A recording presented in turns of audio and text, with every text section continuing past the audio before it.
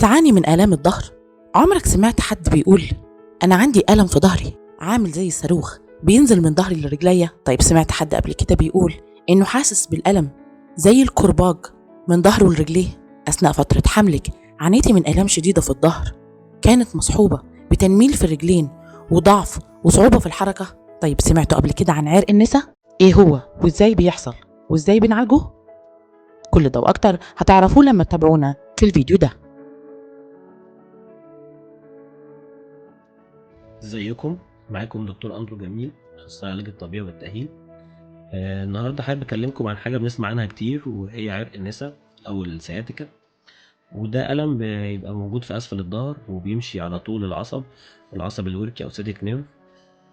الاعراض بتاعته ممكن تظهر فجأة او بالتدريج، وبتزيد مع زيادة الضغط جوه البطن او ما بنسميه انتر ابدومينال بريشر مع اوضاع معينة او شيل حاجات تقيلة. المريض بيحس بإيه؟ بيحس بألم على طول خط العصب، وبيكون الألم ماشي من ورا، بياخد العضلة الخلفية وعضلة السمانة وكمان القدم والأصابع.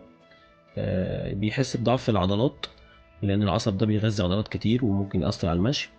برضه كمان ضعف في الإحساس في المناطق اللي بيغذيها العصب. المريض بيقول حاجات مشهورة قوي زي تنميل في رجله أو حاسس بصاروخ نار أو كهربا جامدة في رجلي من ورا. أسباب آلام عرق النسا أو السياتيكا أشهرها على الإطلاق هو انزلاق غضروفي في الغدة القطنية، وده بيعمل ضغط على العصب.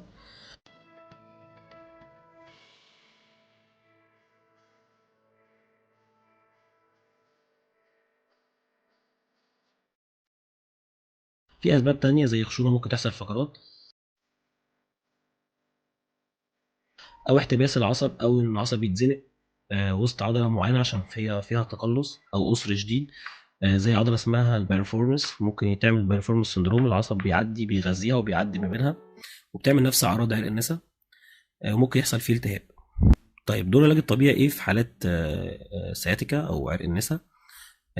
في حاجات بنستخدمها وسائل عشان خاطر نقلل الألم، زي إن احنا بنستخدم كمادات أو أجهزة زي التنس عشان الألم أو موجات صوتية.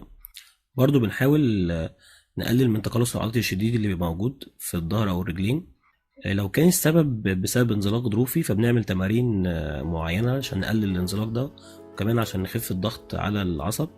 لو كان السبب خشونة بنعمل تمارين لتثبيت الفقرات القطنية.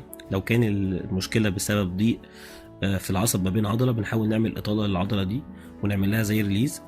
في بعض الحالات بيحتاجوا حقن موضعي أو كورتيزون عشان يتخلصوا من الالتهاب والألم، وفي حالات اللي مش بتستجيب مع العلاج الطبيعي بتتجه إلى الجراحة.